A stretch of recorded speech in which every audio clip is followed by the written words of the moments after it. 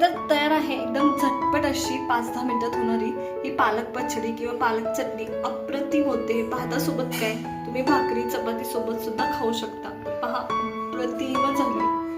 तर आज आपण झटपट होणारी पालकाची चटणी किंवा पालकाची पचडी बनवणार आहोत. अगदी अप्रतिम होते. साऊथ इंडियामध्ये ही भातासोबत खाली जाते.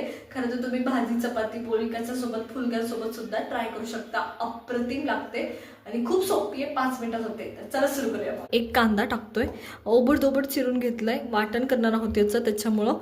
तर एक कांदा आहे हा. त्याच्यानंतर माझ्याकडे तर लसूण आहे. 8-9 लसणाच्या पाकळ्या आहेत आणि मोठ्या असतील लसणाच्या पाकळ्या तर 5 इनफ होतील, एवढं लक्षात घ्या. तर इथं मी ऍड केलं. नंतर माझ्याकडे इथं टमॅटो आहे, एक टमॅटो मोठं ते ऍड केलंय. तर माझ्याकडे इथं भिजवलेल्या काश्मीरी लाल मिरच्या आहेत, त्या मी ऍड करते आणि कलर व्यवस्थित येतो. आणि ह्या थोड्याशा तिखट आहेत किंचितशा, त्याच्यामुळं मी याच्यात ना परत तिखट कमी ऍड करेल किंवा करणार सुद्धा नाही.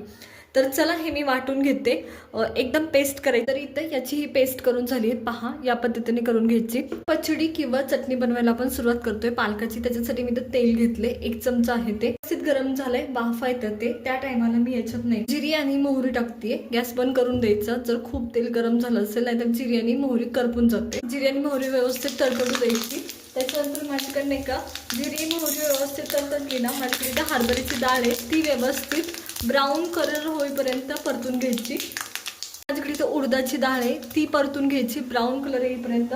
त्याच्यानंतर माझ्याकडे इथं कढीपत्ता आहे. आता माझ्याकडे जो कढीपत्ता आहे ना, तो वाळलेला आहे. तुमच्याकडे फ्रेश असेल तर तो ऍड करा. डाळी ब्राऊन होऊ द्यायच्या, मग ऍड करायच्या. एकदम किंचितसा सोनेरी कलर यायला सुरुवात झाली बघा.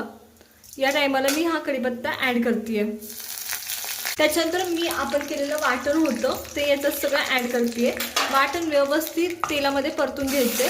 मगाशी केलेलं सगळं वाटण मी ऍड करते. आता मी हे परतून घेते व्यवस्थित. बारीक गॅस करायचा, बारीक गॅसवर परतायचं जोपर्यंत तुमच्या कांद्याला तेल सुटत नाही, जोपर्यंत तेल सुटल्यासारखं दिसत नाही तोपर्यंत. तर आता तेल सुटायला थोडी थोडी सुरुवात झाली आहे.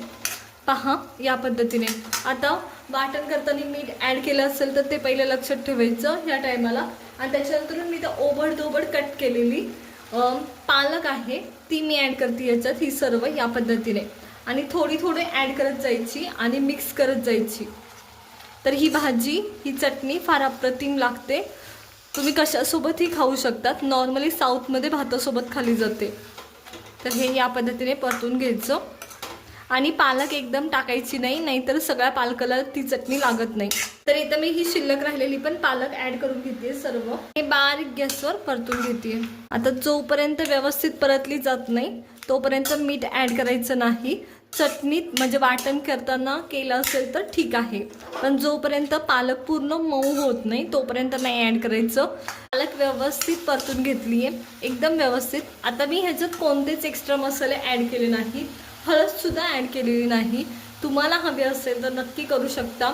लाल मिरची पावडर जसं मी तुम्हाला सांगितलं की माझ्या मिरच्या ऑलरेडी तिखट होत्या, त्याच्यामुळे मी ऍड केल्या नाही.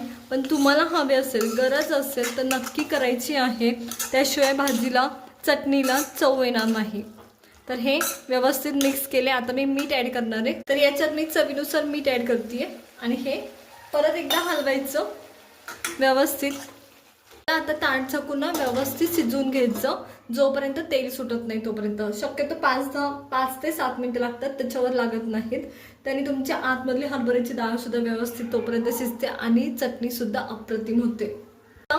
थोडंसं ना भाजी शिजली आहे ना, थोडीशी किंचितशी, त्या टायमाला मी ह्याच्यात ना झाकण काढून चिंच ऍड करते. आता हे व्यवस्थित मिक्स करायचं परत एकदा सगळं, जेणेकरून तो आंबटपणा चिंचेचा पुरेसा, खूप जास्त. तर हे मी परतून घेतले. परत झाकते आणि परत आणखी 2 मिनिटं वाफवून घेते. चटणी झाली, मी तुम्हाला उघडून दाखवते कशी झाली. तर पहा, अप्रतिम अशी झाली आहे आणि खूप सुरेख वास येतोय, आंबट वगैरे. तर अप्रतिम झाली आहे. तर पहा या पद्धतीने. तर चला मी साईडला काढून घेते ही चटणी. इथे ही मी पचडी काढून घेते आणि मी तुम्हाला दाखवते. पालकाची चटणी काढून घेते. तर पहा, अप्रतिम झाली आहे. तर इथेही मी पालकाची ही सगळी चटणी अशा पद्धतीने काढून घेते. तर पहा, सुरेख झाली आहे. त्याच्यामुळे नक्की ट्राय करा.